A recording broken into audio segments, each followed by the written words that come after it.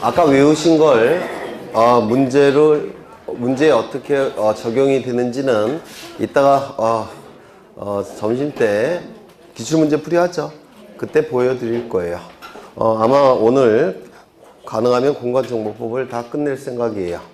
그리고 다음 시간부터는 등기법을 진행을 할 예정입니다. 등기법은 워낙 어렵고 공간정보법은 워낙 쉬우니까. 네.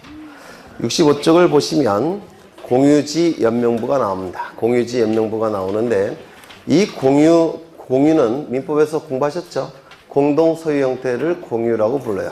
공동소유 형태는 세 가지가 있죠. 공유, 합유, 총유. 하셨죠? 네. 그 중에서 공유는 공동소유 형태의 하나가 될 텐데 이 공유 토지의 소유자의 이름들을 연속해서 기록한 장부가 공유지 연명부예요. 여기서 공유지는 공유 토지를 얘기할 테고 연은 연속해서 명은 이름명자입니다. 부는 장부가 될 테고요. 이를 공유지 연명부라고 부릅니다. 여기에 한 필지 토지가 있는데 이 토지의 소유자가 갑부터 시작해서 총 100명이 있다는 겁니다. 100명. 그러면 이 토지에 관한 정보가 수집돼서 지적공부라는 공적인 장부에 토지 표시에 관한 정보와 소유자에 관한 정보가 등록관리 공시가 될 겁니다. 맞습니까? 소유자에 관한 정보는 이름, 주민번호, 주소가 기록될 텐데 이 소유자에 관한 정보 값부터 쭉쭉쭉 해서 100명이 100번째 사람까지 이름, 주민번호, 주소, 그 다음에 100명의 소유자가 공동으로 소유하고 있으니까 공유 지분을 다 기록을 해야 됩니다. 그런데 이 지적공부라는 장부는 주된 정보가 뭡니까? 토지 표시가 주된 정보죠. 그러면 토지 표시가 두드러지게 공시가 돼야 되는데도 불구하고 소유자가 너무 많다 보니까 이것보다는 이게 더 두드러지게 돼요. 맞습니까? 이건 가분수 형태가 돼버립니다. 따라서 이 소유자의 이름, 주민번호, 주소, 공유지분을 여기다가 등록할 수는 없어요. 왜? 이것이 더 두드러지기 때문에 그렇습니다. 그럼 어떻게 등록하냐면 여기다가는 소유자 부분을 갑, 외, 구식, 부인이라고 쓰고 이 구체적인 정보는 별도의 장부를 만듭니다. 별도의 장부에 만들어서 갑부터 100명을 다 여기다가 기록을 합니다. 이름, 주민번호, 주소, 지분 이런 것들을 다 기록하게 돼요. 이 장부의 이름을 공유지에 대한 소유자의 이름들을 연속해서 기록한 장부, 공유지 연명부라고 부릅니다. 뭐 어렵지 않죠? 네. 공유토지의 소유자에 관한 정보들을 연속해서 기록한 장부, 공유지 연명부라고 얘기합니다. 거기 등록사항이 나와 있는데요. 뭐 가장 중요한 정보는 뭘까요? 여기서. 네. 공유 지분이 될 겁니다. 공유 지분이 가장 중요한 정보가 될 거예요. 여기서 마지막에 장번호라는 게 있는데 이 공유지 연명부도 한 페이지로만 구성되진 않겠죠. 여러 장이 될 수도 있고 수십 장이 될 수도 있습니다. 그러면 총 예를 들어서 60장으로 구성된 공유지 연명부라고 예를 들겠습니다. 총 60장. 그러면 60장이니까 60장 중에서 1페이지도 있겠죠. 60장 중에서 2페이지도 있겠죠. 60장 중에서 3페이지도 있겠죠. 쭉쭉쭉 가서 60페이지도 있겠죠. 요게 장번호예요. 결국은 넘버링을 얘기하는 겁니다. 페이지 번호를 얘기해요. 한 페이지로만 구성되진 않을 테니까 넘버링을 해야 되는데 이를 장번호라고 얘기를 합니다. 이런 건 따로 안 외우셔도 될 것 같아요. 이게 출제가 됐을 때 어떻게 푸는 것인지는 이따가 문제풀이할 때 보여드릴 겁니다. 그 다음에 대지권 등록부라는 장부가 나오는데요. 대지권 등록부. 이건 등기법에서 공부를 하시면 저절로 아시는 부분인데 이 건물은 자이 아파트 1001동 건물입니다.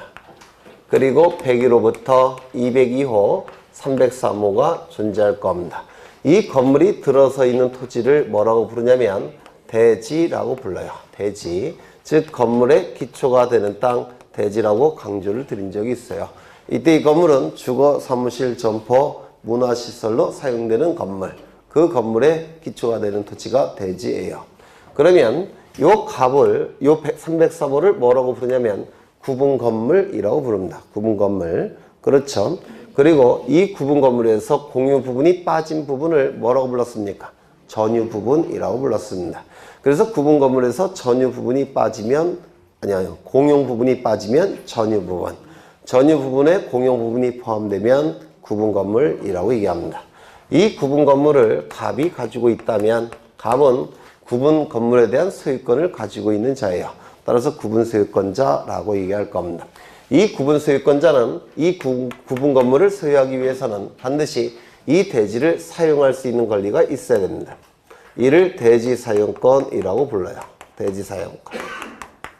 이 대지 사용권은 4개의 권리가 대지 사용권이 될 수가 있는데, 첫 번째 토지 소유권, 그 다음에 토지 지상권, 토지 전세권, 토지 임차권, 요 4개의 권리는 대지 사용권이 될 수가 있어요. 그러면 이 대지 사용권은 토지에 대한 권리입니까? 건물에 대한 권리입니까? 토지에 대한 권리죠. 따라서 토지 등기부에 등기가 될까요? 건물 등기부에 등기가 될까요? 토지 등기부에 등기가 됩니다. 당연히 표제부가 있을 테고 갑구가 있을 테고 을구도 존재할 겁니다. 이때 토지 소유권일 때는 당연히 갑구에 기록이 될 테고 토지 소유권 이외의 권리일 때는 을구에 기록이 될 겁니다. 맞습니까? 그리고 이 건물에 대한 등기부도 존재하겠죠. 건물에 대한 등기부, 예전에 말씀드린 적이 있는데 1001동에 대한 표제부가 있었고 101호에 대한 표제부도 있었고 갑구, 을구도 있었고 기억나십니까? 쭉쭉쭉 가서 마지막 303호에 대한 표제부도 있고 갑구도 있고 을구도 존재할 겁니다. 이게 뭡니까? 구분건물 등기부, 집합건물 등기부라고 했습니다. 맞습니까? 이때 이 표제부만큼은 반드시 동시에 작성이 돼야 된다는 거 암기를 부탁드렸죠. 그리고 이 표제부는 상단부, 하단부로 나눠진다고 했습니다. 상단부, 하단부로 나눠지게 돼요. 이 상단부에는 어떠한 내용이 들어가냐면 1001동 표제부에는 1001동에 관한 부분이 들어간다고 했습니다. 제목은 한동 건물의 표시라는 타이틀로 기록이 됩니다.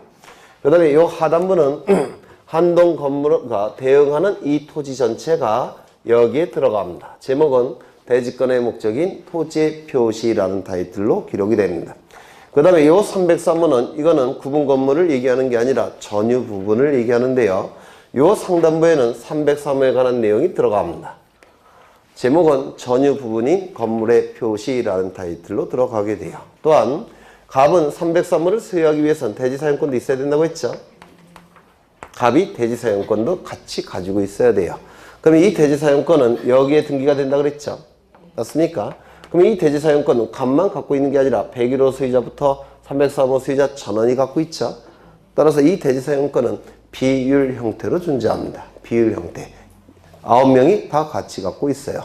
이때 이 비율을 결정하는 방법은 뭐라고 했습니까? 구분 건물의 면적 비율이 아니라 전유 부분의 면적 비율이라고 했습니다.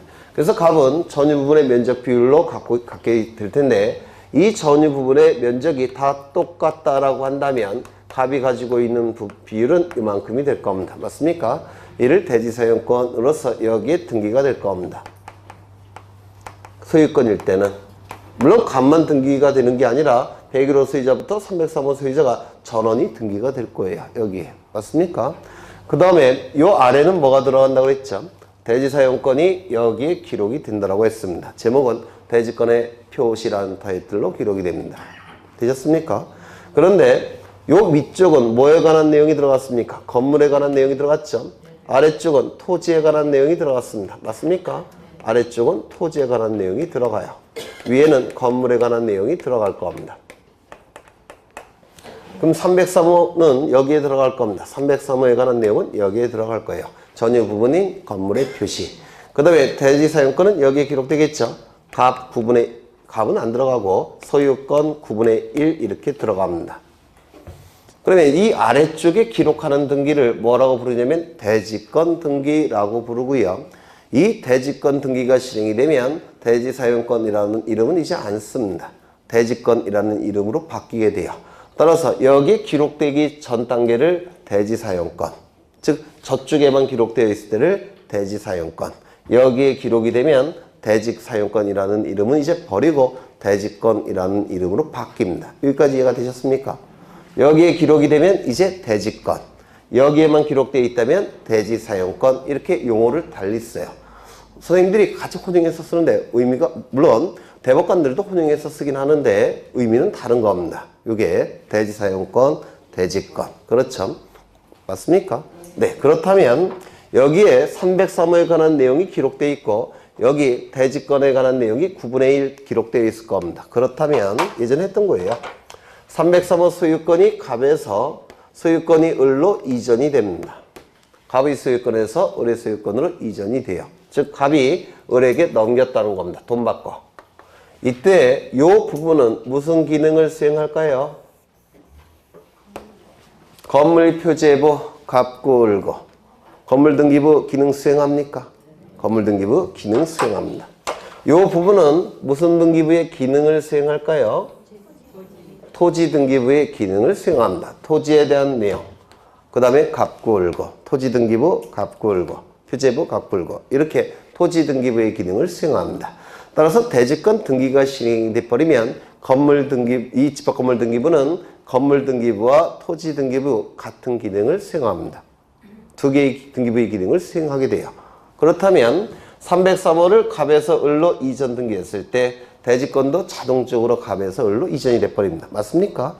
그렇다면 이 토지에 대한 권리는 별도의 등기부의 등기가 되는 게 아니라 건물 등기부로서 공시하게 되죠. 따라서 특수한 토지입니까? 아닙니까? 특수한 토지예요.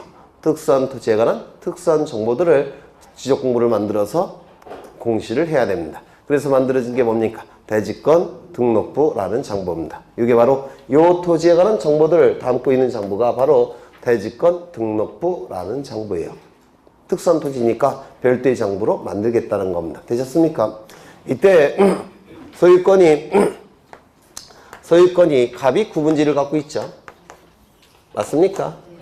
그러면 이 소유권이 101호 소유자부터 303호 소유권자가 지분 형태로 갖게 되면 이게 뭡니까? 공유지분. 맞습니까? 이건 뭐가 될까요? 갑이 9분의 1씩 갖고 있다면 이건 공유라는 표현을 쓰지 않습니다. 민법에서 하실 텐데 소유권이 비율로 존재할 때만 공유지분이에요. 소유권 이외의 권리가 비율로 존재할 때는 공유지분이라고 하지 않습니다. 뭐라고 할까요? 공유에 준한다는 표현을 씁니다. 준공유. 소유권일 때는 공유, 소유권 이외의 권리일 때는 준공유라는 표현을 씁니다. 공유에 준한다는 뜻이에요. 그럼 공유는 아니란 뜻입니다. 이거 이해가 되시나요? 네, 민법에서 하실 거예요. 그렇다면 공유지분 형태이니까 이 지분은 어디에도 등록돼야 되겠습니까? 공유지 연명부에도 등록할 수밖에 없습니다. 맞습니까? 그러면 공유지 연명부에는 뭐가 등록이 됩니까? 네? 공유지분은 어디에 등록됩니까? 그러면 공유지 연명부와 대지권 등록부에 등록되는 정보입니다. 맞습니까? 공유지분은 어디에 등록한다고요? 공유지 연명부, 대지권 등록부에 등록될 수가 있다는 겁니다. 아까 저기 제가 그려놨죠? 공유지분은 두 개의 지적 공부에 등록이 돼요. 공유지 연명부, 대지권 등록부. 되셨습니까? 네. 그러면 책을 좀 보겠습니다. 대지권 등록부라는 게 나오는데 등록상 쭉 보시면 돼요. 여기서 가장 중요한 정보는 뭘까요? 대지권 비율이 가장 중요한 정보가 되겠죠. 맞습니까? 이때 대지권이 소유권일 때가 99%예요. 대지권이 소유권일 때가 99%예요. 따라서 공유지분도 거기 밑에 나와 있죠. 7번. 공유지분도 등록할 수밖에 없습니다. 그 다음에 장번호도 여기도 나올 수밖에 없어요. 왜? 한 페이지로만 구성되진 않겠죠. 그래서 장번호, 넘버링이 기록되게 될 겁니다. 뭐 그 정도 보시면 될 것 같아요. 이제 경계점 좌표등록부 보겠습니다.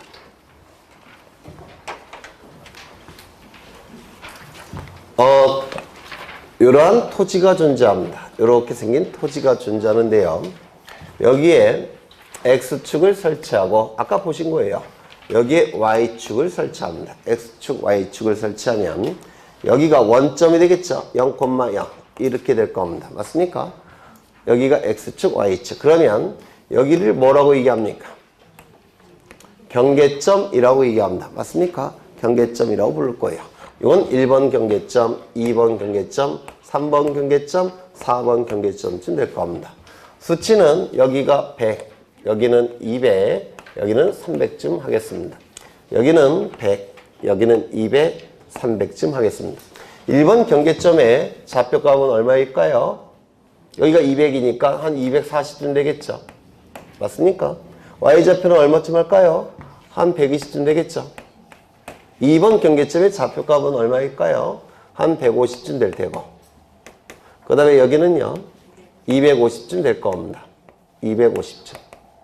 3번 경계점은 좌표값이 얼마가 될까요? 한 30. 그 다음에 200쯤 될 겁니다. 4번 경계점은요, 네, 100, 그 다음에 한 60쯤 될 겁니다. 이렇게 되겠습니까? 이렇게 되겠죠? 그러면 이때 이 숫자를 뭐라고 부르냐면 숫자를 부호라고 얘기합니다. 부호. 부호라고 부르고 이 그림을 뭐라고 부르냐면 부호로 구성된 그림이라고 해서 부호도라고 부릅니다. 숫자를 부호, 그림을 부호도라고 불러요. 부호가 표현되어 있는 그림이라고 해서 부호도라고 부릅니다. 그러면 이제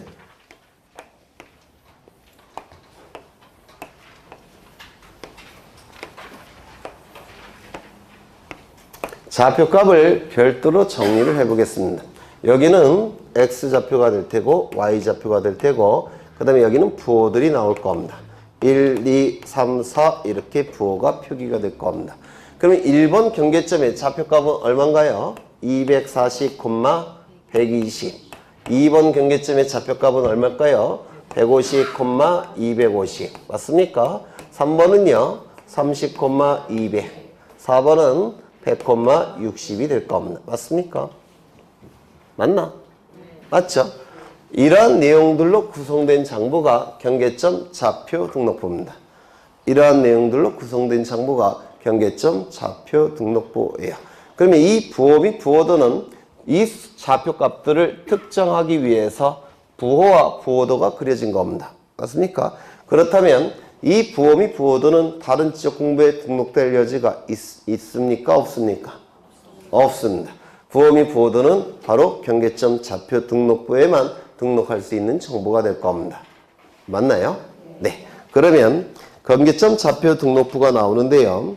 거기 동글뱅이 2번을 보시면 이 좌표 등록부는 좌표값 위주로 공시가 됩니다. 따라서 다른 토지에 관한 정보를 알 수가 없어요. 다른 토지에 관한 정보를 공시해야 되기 때문에 뭐도 같이 작성 비치한다고요? 토지대장. 좌표 등록부는 좌표 위주로 공시가 되니까 토지의 경계를 공시하기가 그렇습니다. 이 경계는 대략적인 그림에 불과해요. 대략적인 그림.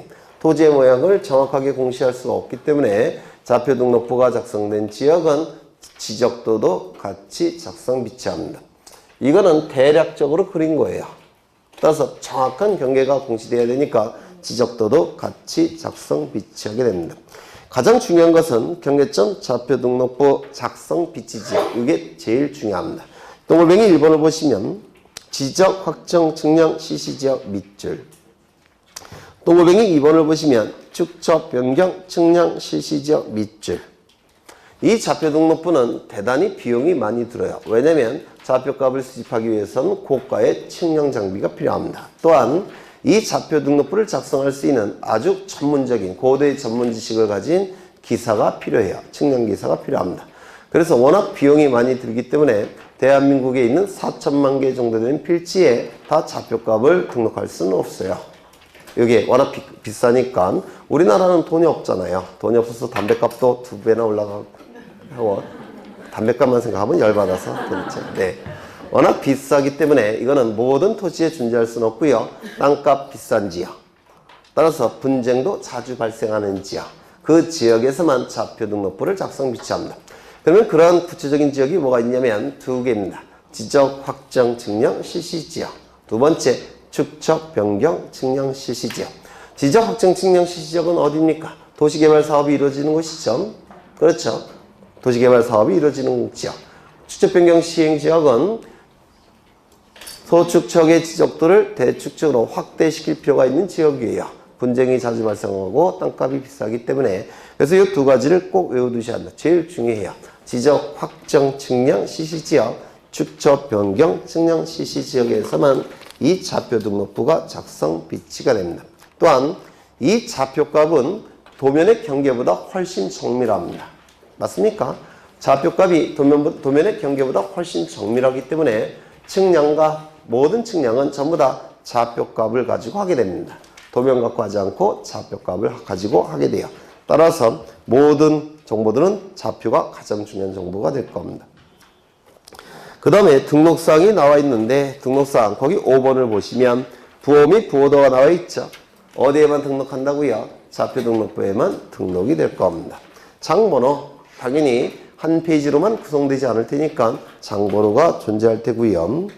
그 다음에 도면을 보겠습니다. 도면 71쪽의 도면을 보시면 이 도면은 두 가지가 있죠. 지적도와 임야도 두 개의 도면이 있습니다. 토지 대장에 등록된 경계를 표시하기 위해서 그림 형태로 만든 정보가 뭡니까? 지적도. 임야 대장에 등록된 토지의 표시의 경계를 표현하기 위해서 그림 형태로 만든 정보가 뭘까요? 임야도. 그렇죠. 그 다음에 거기 2번을 보시면 도면에 사용되는 축척이 나오는데요. 도면에 사용되는 축척. 총 7개의 축척이 존재한다고 그랬죠. 총 7개가 존재합니다. 그래서 지적도는 500분의 1부터 600분의 1, 7개의 축척을 다 사용할 수가 있고 임야도는 2개의 축척, 가장 소축척인 3000분의 1, 6000분의 1만 사용하게 됩니다. 그 다음에 오른쪽을 보시면 도면에 등록사항이 나오는데 4번을 보십니다. 4번 지적도의 제명 및 축척 나와 있는데 한 페이지 넘겨 보겠습니다. 한 페이지 넘겨보시면 75쪽을 보십니다. 75쪽. 75쪽에 지적도가 나와 있는데요. 맨 왼쪽에 십자가 모양이 있습니까? 십자가 모양. 이 십자가 모양을 뭐라고 부르냐면 색인도라고 불러요. 색인도. 이 색인도의 기능은 뭐냐면 도면을 쉽게 찾는 나침반 역할을 합니다. 색인도는 도면을 쉽게 찾는 나침반 역할을 하고요. 그 다음에 오른쪽을 보시면 무슨 시, 무슨 동이라고 나와 있습니까? 무슨 시, 무슨 동. 여기서 동은 뭘 의미한다고 했죠? 도시지역은 동, 농촌지역리, 뭘 의미합니까? 네? 지번부여지역을 얘기해요. 지번부여지역, 도시지역의 지번부여지역은 뭡니까? 동. 농촌지역의 지번부여지역은 뭡니까? 리가 될 겁니다. 그런데 무슨 공공시, 공공동이라는 지번부여지역 안에는 지적도가 총 몇 장으로 구성되어 있냐면 20장으로 구성되어 있습니다. 20장. 그 중에서 여러분이 보시는 지적도는 제 몇 호 도면일까요? 8호 도면입니다. 8호 도면. 그러면 총 지번부여지역의 지적도 총 20장 중에서 제 8호 도면을 여러분이 보고 계시는데요. 그 8을 여기다가 씁니다. 그리고 우리 책은 좀 잘못 나와 있는데 여기 검은색으로 이렇게 색깔이 쳐져 있어요. 이렇게 검은색으로. 그리고 8번 이렇게 표기되어 있습니다. 그러면 위쪽에 있는 토지들을 보고 싶다면 몇 호 도면을 찾아보면 될까요? 2호 도면을 찾아보면 됩니다. 왼쪽에 있는 토지들을 보고 싶다면 몇 호 도면을 찾아보면 될까요? 7호 도면을 찾아보면 됩니다. 오른쪽은요, 9호 도면을 찾아보면 됩니다. 아래쪽은 10호 도면을 찾아보면 됩니다. 10호 맞습니까? 11호. 제가 안 보여요. 너의 아니라서. 그래서 이 색인도는 도면을 찾는 역할을 수행합니다. 색인도는. 되셨습니까? 도면을 찾는 역할을 수행합니다. 그리고 공공시, 공공동, 지적도 여기까지가 제명이라고 얘기합니다. 이름이란 뜻이에요. 공공시, 공공동, 지적도 여기까지가 제명이에요. 이때 좌표 등록부가 비치된 지역에서는 이 제명, 지적도라는 단어까지가 제명이고요. 여기다가 좌표라고 표기를 합니다. 좌표 등록부가 있는 지역의 지적도에는 공공통 이렇게 나와 있죠. 여기까지가 제명인데 제명 옆에 좌표가 존재한다라고 표기를 합니다. 그래서 거기 20장 앞에 좌표라는 문구가 있어야 되는데 책이 좀 잘못 표기가 된 거예요. 지적도 20장 앞에 지적도 20장 이렇게 돼 있죠. 여기다가 좌표라고 써 넣으시라고요. 네. 그 다음에 오른쪽에 축척이 나와 있습니까? 축척이 나와 있습니다. 그러면 맨 왼쪽에 있는 건 색인도, 도면을 찾는 나침반 역할. 그리고 오른쪽에는 제명과 축척이 등록되어 있는 겁니다. 맞습니까? 네. 다시 앞으로 가겠습니다. 그 다음에 5번에 색인도 나와 있고요. 그 다음에 도각선 및 도각선 수치라는 게 나와 있는데, 도면이 이렇게 존재할 때 이 안에 토지들이 등록되어 있겠죠. 토지들이 이렇게 등록되어 있을 겁니다. 이때 요 외곽을 구성하는 선이 있죠. 도면의 외곽을 구성하는 선이라고 해서 도각선이라고 부릅니다.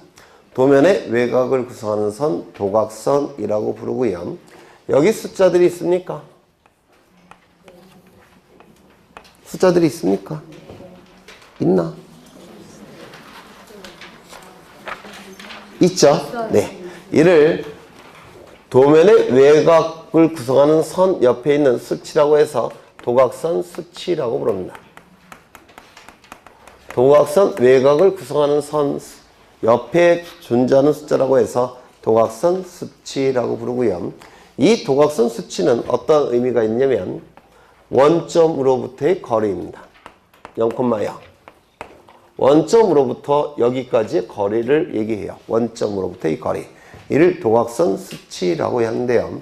이 원점은 보정된 원점을 의미합니다. 보정된 원점. 그 보정된 원점은 나중에 설명을 드릴 거예요. 나중에. 그 다음에 또 뭐가 있습니까? 경계 나와 있고요. 경계. 그 다음에 그 밑에 삼각점 및 지적기준점의 위치 체크하시고요. 그 다음에 한 페이지 넘겨보시면 11번에 주요 건축물 및 구조물의 위치라는 문구 있습니까? 네. 일람도에는 주요 여기까지 지우십니다. 일람도에는 주요 여기까지 지우십니다.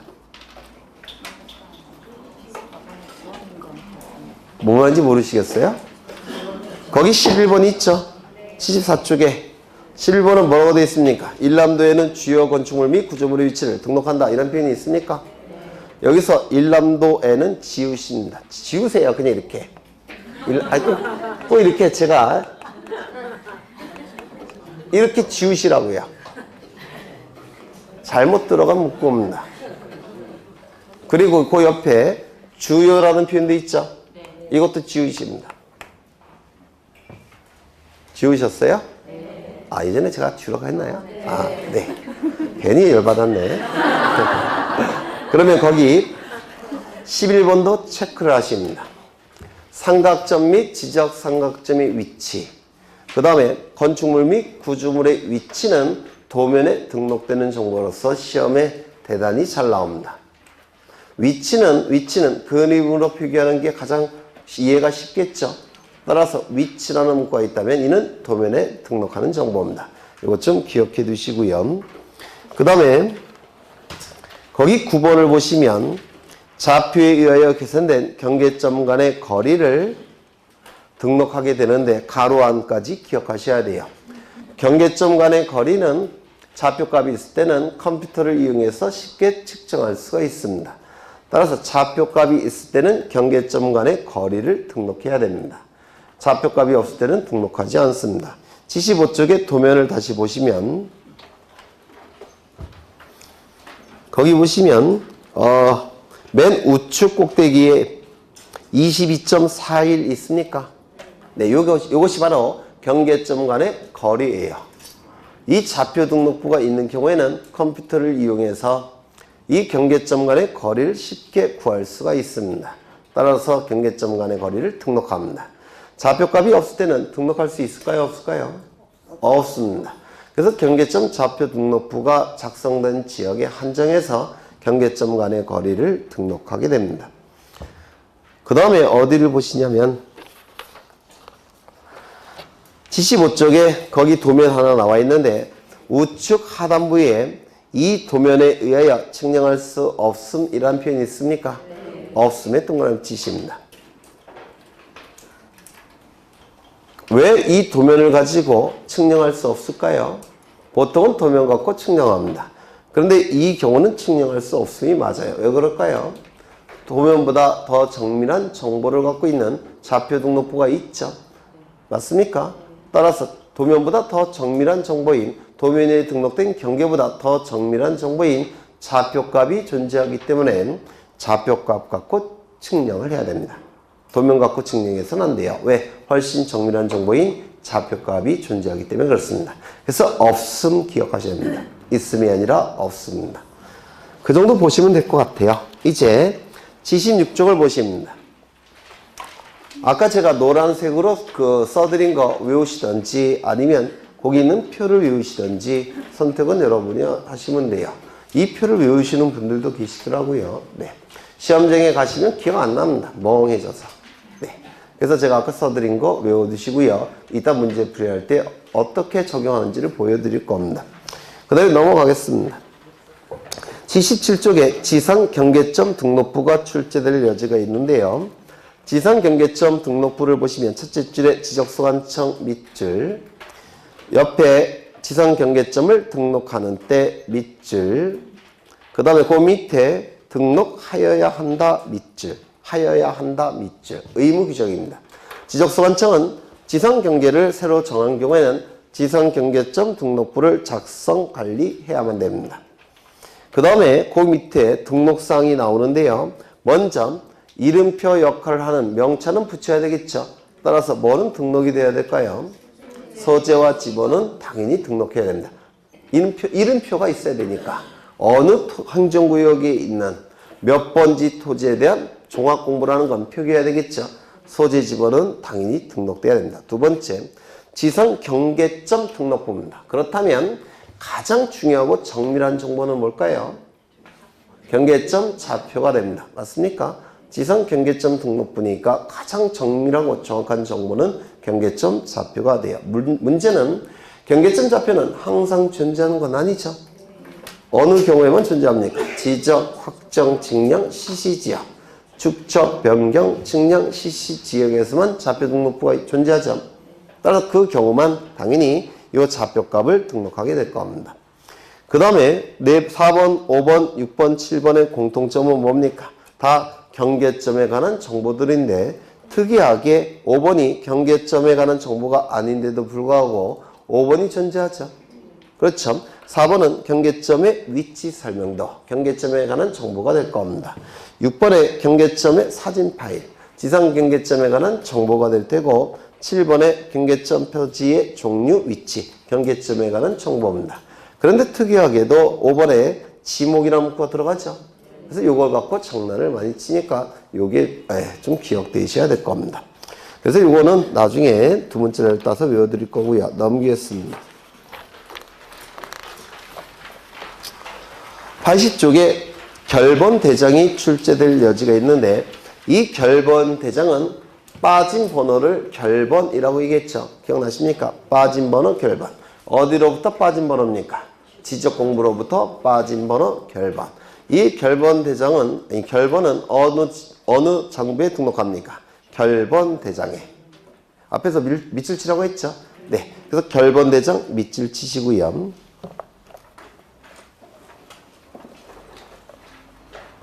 그 다음에 이 결번 대장은 지적 공부일까요? 아닐까요? 네? 아닙니다. 지적 공부는 아까 보여드린 8가지만 지적 공부예요. 결번 대장은 그 안에 없었죠. 지적 공부가 아닙니다. 그런데도 불구하고 연구 보존합니다. 연구 보존 밑줄 치십니다. 밑줄줄에 연구 보존. 그리고 결번 대장 그 옆에 뭘 써놔야 됩니까? 지번대장. 결번은 지번대장에 등록하는 게 아니라 결번대장에 등록합니다.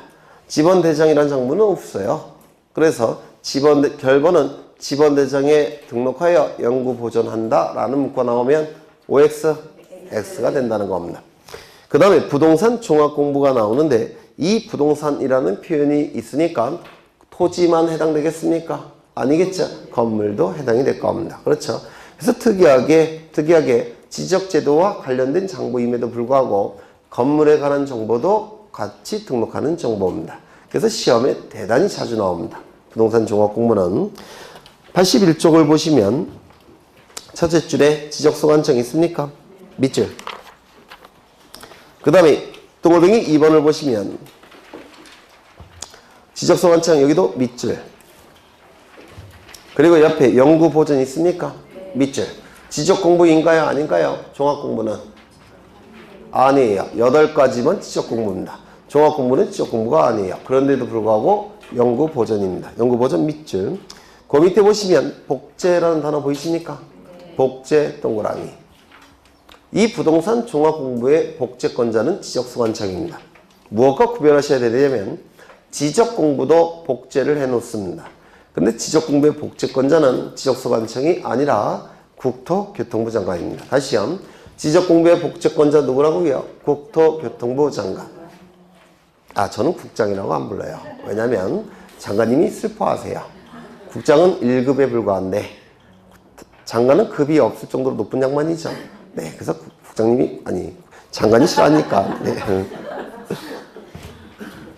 그래서 복제권자 기억하셔야 돼요. 지적공부의 복제권자 누구라고요? 국토교통부 장관. 종합공부의 복제권자 누구라고요? 지적소관청. 그 다음에 동글뱅이 3번을 보시면 상시적이라는 문구 있습니까? 밑줄. 밑에 줄 보시면 요구라는 단어 있습니까? 요구 밑줄. 그래서 그 밑줄 친 부분에 유념하면서 읽으십니다. 그거하고 장난치는 부분이에요. 그 다음에 등록사항이 나와 있는데 지적공부의 등록사항은 가장 중요해요. 이거 외우셔야 되는데 첫 번째, 토지 표시와 소유자 뭡니까? 지적공부의 등록사항이죠. 여러 번 그렸죠.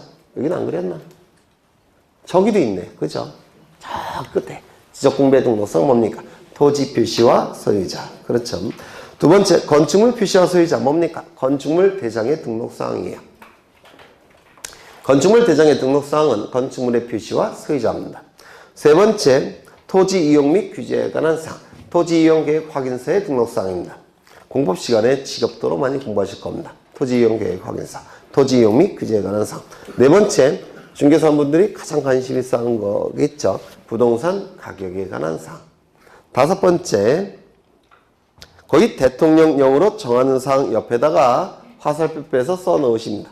부동산 관리에 관한 사항. 부동산 관리에 관한 사항.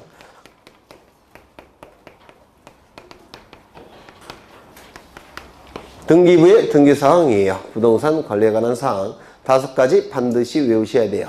제가 힌트를 드릴 테니까 여러분은 한번 얘기해 보세요. 첫 번째, 지적공부의 등록사항 뭡니까? 토지의 표시와 소유자. 두 번째, 건축물 대장의 등록사항은 뭡니까? 건축물의 표시와 소유자. 세 번째, 토지 이용 계획 확인서의 등록사항 뭡니까? 토지 이용 및 규제에 관한 사항. 네 번째, 중개사분들이 가장 관심 있어 하는 사항 뭡니까? 수수료 결정하는 부동산 가격에 관한 사항. 다섯 번째, 등기부의 등기사항 뭡니까? 부동산 관리에 관한 사항. 반드시 외우셔야 돼요. 그 다음에 열람 및 증명서 발급이 나와 있는데 밑줄 치겠습니다. 둘째 줄에 읍면동의 장 밑줄 치십니다. 이 부동산 종합공부는 전산망으로 컴퓨터 파일 형태로 작성되어 있기 때문에 전산망이 다 연결되어 있어요. 따라서 구태여 지적소관청에게만 신청할 필요는 없습니다. 국민의 편의를 위해서 읍면동장에게도 신청이 가능하도록 만들어 놨습니다. 그래서 읍면동장이 포함된다는 거 기억하셔야 되고요. 그 다음에 부동산 종합공부의 등록사항 정정이라고 나와 있는데 동글뱅이 2번을 보시면 불일치사항 밑줄 치시입니다. 불일치사항. 예를 들어서 등록사항은 토지 표시와 소유자, 건축물 표시와 소유자, 토지 이용 및 규제에 관한 사항, 부동산 가격에 관한 사항, 부동산 관리에 관한 사항 이러한 내용이 등록되죠. 맞습니까? 그러면 4번에 부동산 가격에 관한 사항 이거는 세무서에서 담당할 겁니다. 그 다음에 5번에 부동산 관리에 관한 사항 이거는 어디서 담당할까요? 등기소에서 담당하겠죠. 맞습니까?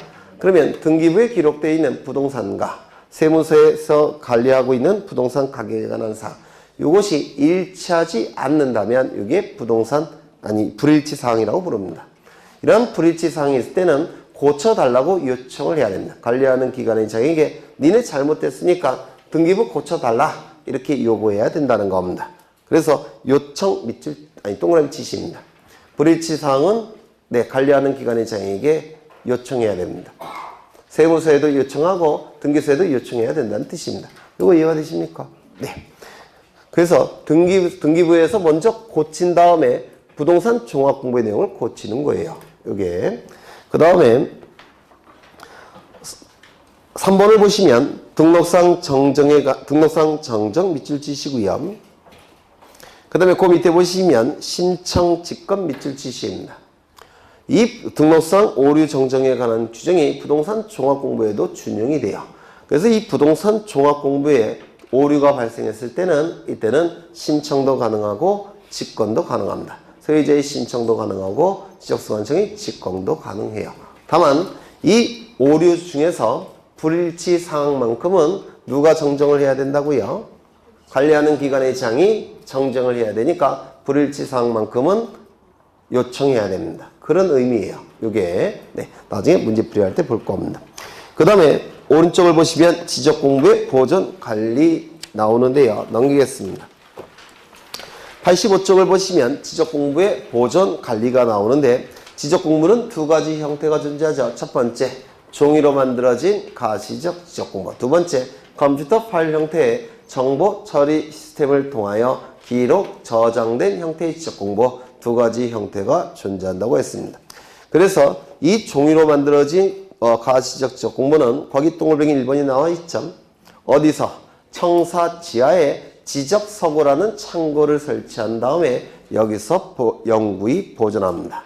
다시요. 종이로 만들어진 지적공부, 가시적 지적공부는 청사 지하에 지적서고라는 창고를 설치합니다. 그 지적서고에서 영구 보존하게 됩니다. 지적서고 밑줄, 영구 보존 밑줄. 컴퓨터 파일 형태는 창고에서 보관할 수 있겠습니까? 없겠죠. 그래서 제외라는 표현을 쓴 겁니다. 그 다음에 컴퓨터 파일 형태의 지적공부는 즉 정보처리 시스템을 통하여 기록 저장된 형태의 지적공부. 동글뱅이 2번에 나와 있죠. 여기 지적전산자료라는 표현은요. 예전에 공간정보법이 개정되기 전에는 지적전산자료라는 용어를 썼어요. 근데 지금은 쓰지 않습니다. 지금은 정보처리 시스템을 통하여 기록 저장된 형태의 지적공부 이 표현을 써요. 옛날에 공간정보법의 내용이에요. 지적전산자료라는 문구는. 그 다음에 거기 그 둘째 줄 보시면 이거 수정했죠. 처음 오신 분들은 고치세요. 둘째 줄에 보시면 지적전산정보 시스템이라는 표현을 쓰고 있는데 이 표현도 공간정보법이 개정되기 전의 표현입니다. 지금은 이런 표현을 쓰지 않습니다. 지금은 지적정보관리체계라는 표현을 씁니다. 지적정보관리체계라는 표현을 써요. 고치세요. 이걸로 출제가 되지 그 문구로 출제되지 않습니다. 오해의 여지가 있기 때문에 이걸 고치십니다. 지적전산정보 시스템이라는 문구를 지적정보관리체계라는 문구로 수정합니다. 그게 틀렸다는 얘기가 아니고요. 조문이 바뀌었다는 얘기예요. 의미는 같습니다. 그런데 이 용어로 출제가 될 테니까 이걸 기억하시라는 뜻이에요. 그건 틀렸다는 얘기가 아닙니다. 그 다음에 거기 첫째 줄 보시면 시도지사라는 문구 있습니까? 시도지사 밑줄 치시입니다. 종료로 된 지적공부는 지적소관청이 보관하고 연구보존하죠. 지적소관청은 누굽니까? 시장, 군수, 구청장을 얘기하죠. 그런데 컴퓨터 파일 형태의 이 정보처리 시스템을 통하여 기록 저장된 형태의 컴퓨터 파일 형태의 지적공부는 누가 추가되는 겁니까? 시도지사가 추가가 된다는 겁니다. 이것도 기억해 두셔야 되고요. 그 다음에 거기 보시면 국토교통부 장관이라는 표현이 있죠. 그리고 그 밑에 보면 복제라는 단어가 있습니까? 그러면 이 지적 파일, 컴퓨터 파일 형태의 지적 공부는 누가 복제권자라고요? 국토교통부 장관. 부동산 종합 공부는 누가 복제권자라고 했습니까? 지적소관청. 이거 헷갈릴 수 있으니까 기억하시고요. 그 다음에 여기 지적정보관리체계라고 두리뭉실하게 표현하고 있는데 그 이유는 컴퓨터 파일 형태의 저장 장치는 다양해요. 자기 테이프도 있고요. 자기 디스크도 있고 하드 디스크 형태도 있습니다. 그래서 이 컴퓨터 파일의 저장 장치가 다양하기 때문에 이렇게 두리뭉실하게 지적정보관리체계라고 표현하고 있는 겁니다. 그렇게 이해하시면 되고 그 다음에 그 밑에 보시면 반출이 나와 있는데 원칙은 이건 종이로 된 지적 공부를 의미하는데요. 이 종이로 된 지적 공부는 지적서고 바깥으로 반출이 금지되어 있습니다. 왜냐하면 지적서고 밖으로 반출을 하게 되면 분실, 소실, 훼손의 가능성이 나타나기 때문에 서고 밖으로 반출은 금지됩니다. 다만 어쩔 수 없이 반출되는 경우도 있겠죠. 두 가지. 첫 번째, 천재지변. 두 번째, 한 단계 더 높은 국가기관인 시도지사, 대도시장의 승인. 다시요. 첫 번째 뭐라고요? 천재지변. 두 번째, 한 단계 더 높은 국가기관인 시도지사, 대도시장의 승인. 그때 안에서 반출이 허용이 됩니다. 지적정보 전담관리기구 첫째 줄에 국토교통부 장관 밑줄, 둘째 줄에 국토교통부 장관 밑줄. 처음 오신 분들은 첫째 줄에 주민등록 전산자료 주 동그라미, 가족관계 등록 전산자료 가 동그라미, 부동산 등기 전산자료 부 동그라미, 공시지가 전산자료 콩 동그라미, 그리고 아래 여백에다가 이렇게 하나 더, 그 밑에 요청 동그라미, 밑줄, 요청 밑줄, 요청 밑줄 치시고요. 여백에다가 이렇게 쓰십니다. 주가 공부 요청, 주가 공부 요청 이렇게 쓰세요. 이것도 여러 번 출제가 되고 있기 때문에 기억해 두십니다. 주가 공부 요청 이렇게 쓰시고 읽어보시면 됩니다. 그 다음에 86쪽을 보시면 지적공부의 공개가 나오는데요. 지적공부의 공개. 이 지적공부의 열람 등본 발급이 나오는데요. 거기에 둘째 줄 보시면 가로가 하나 있죠? 있습니까? 지적도 및 임야도 제외라는 표현이 있습니까? 제외 밑줄. 그 다음에 그 넷째 줄 보시면, 셋째 줄 보시면 시장, 군수, 구청장이 있죠?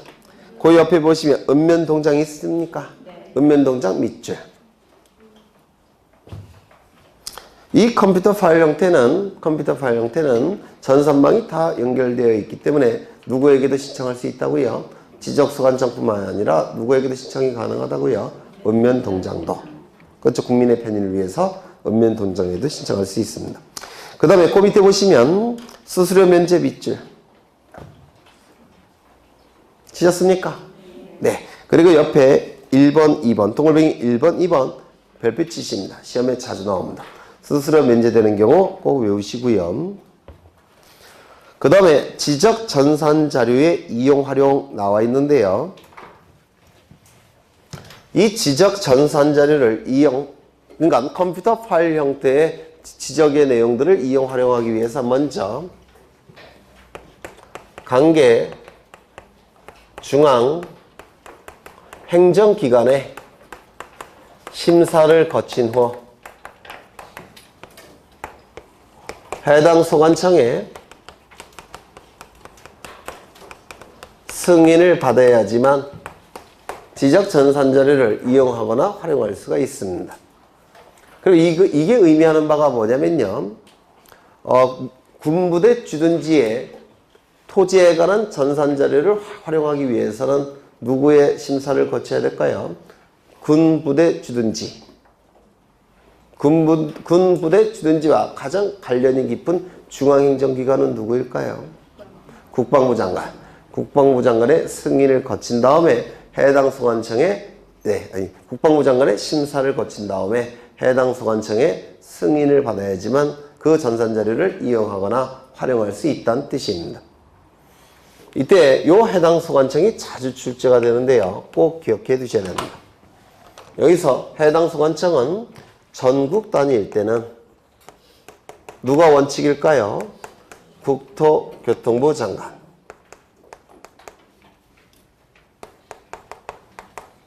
플러스 아래 행정기관입니다. 아래 행정기관은 누굴까요? 시도지사. 그 다음에 누굽니까? 지적소관청. 시도 단위라고 한다면 누가 원칙일까요? 시도지사. 플러스 지적소관청. 시군구 단위라고 한다면 누구일까요? 지적소관청. 시험에 자주 나오니까 꼭 기억하셔야 돼요. 전국 단위라고 한다면 국토교통부 장관 플러스 아래 행정기관. 시도 단위라고 한다면 시도지사 플러스 아래 행정기관. 그 다음에 시군구 단위라고 한다면 지적소관청. 86쪽에 승인권자 나와 있죠? 네, 꼭 기억해 두셔야 됩니다. 그 다음에 오른쪽을 보시면 사용료 있습니까? 사용료도 체크하신 다음에 기억하셔야 돼요. 국가나 지방자치단체에 대해서는 사용료 면제한다. 왜요? 지적소관청도 국가기관으로서의 지적소관청이죠. 맞습니까? 그렇다면 지가 내고 지가 받는 건 의미가 없어요. 그래서 면제가 되는 겁니다. 그 다음에 지적도면에 복사가 나오는데 이런 건 뭐 안 읽어도 될 것 같은데 88쪽을 보시면 복사에서 두째 줄에 복사한 지적도면은 신청 당시의 목적 이외의 용도로서는 사용할 수 없다라는 문구 있습니까? 네, 이거 한 줄만 보시면 돼요. 그 다음에 지적공부의 복구를 보겠습니다. 네, 여기부터는 쉬었다 하겠습니다.